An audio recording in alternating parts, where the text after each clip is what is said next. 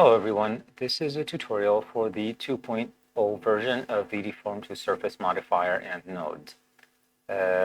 We'll start by reviewing the original features first and then move on to the new feature in 2.0, which is the wrap method.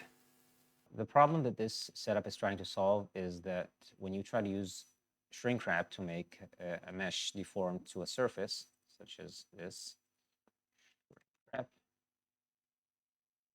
and let's choose the sphere, it flattens your mesh. It loses all thickness, and even if you change the method, it still just doesn't work. It always flattens your mesh. So let's use our modifier, add a geometry nodes, and pick the deform to surface modifier. And let's choose the object as the sphere, and it will deform beautifully to your object. If you try to move it, it will keep automatically rotating toward your object, no matter how you rotate it, and deforming correctly.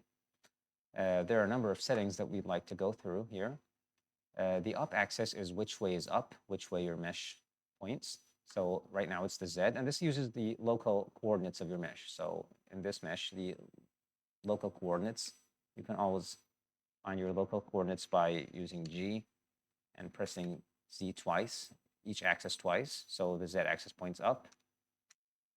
This is the local X axis, and this is the local Y axis. So you know which way is which.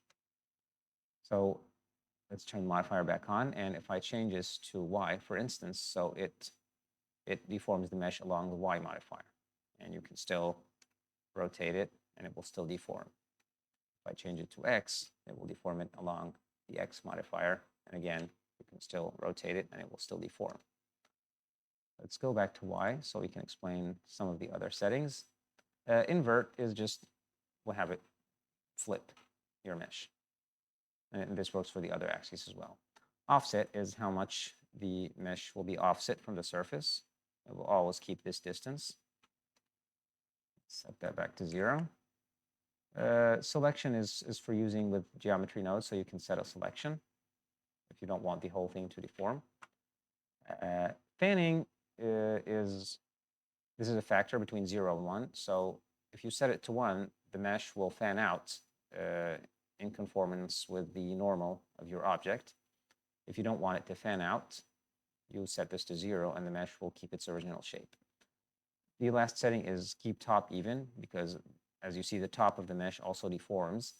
If you set this to 1, then the top of the mesh will stay straight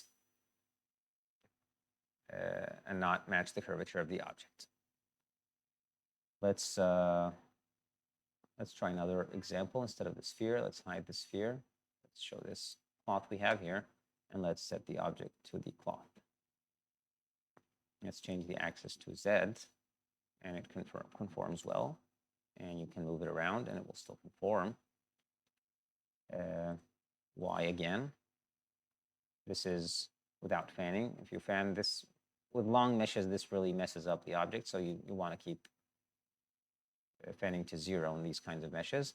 And we can keep the top even like this, so it only deforms the top part of the mesh, and you can move it around, and it will still deform correctly.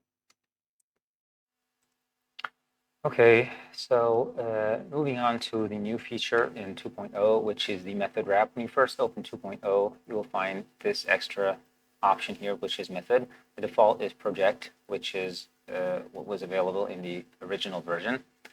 And the problem with the project method is if you scale, for example, this sphere, and your mesh starts becoming bigger than your target object, then you get these parts that don't hit anything, and they won't move, and you get these strange results. But if you change the method to wrap, then it starts wrapping around your object all around. And the way it does this is it builds a grid, and it snaps the object to your grid, and this grid wraps around the object. And you can preview the grid like this, and you can increase the length steps, and you can change also the width steps until you get the best result. You don't really need that many steps because the object gets snapped to the surface anyway, so you just need the minimum amount of steps that gives you a good snapping against your original object. And you still have some controls change because you lose the fanning and keep top even because there's no longer a single up direction. But you get other options. You keep your original axis so you can still snap to the x-axis. And I'm glad that this happened because I want to show you why this happens. If you preview the grid now, you'll find that because there are too many steps in this direction, so the lines start crossing and the normals start getting messed up. So if you reduce the steps, then you avoid these artifacts. You can increase this number of steps, but you don't want as many steps in this direction so the lines don't get crossed. And now everything looks good. When you get these little like zigzaggy artifact things, you can fix this by increasing blur normals, which increases it and makes it look good. And you can still snap to any other axis you want, and you can still move the object around, and you can still rotate it, and everything will still work normally. That's it. I hope you've enjoyed this tutorial, and I hope you enjoy using the deform to surface modifier.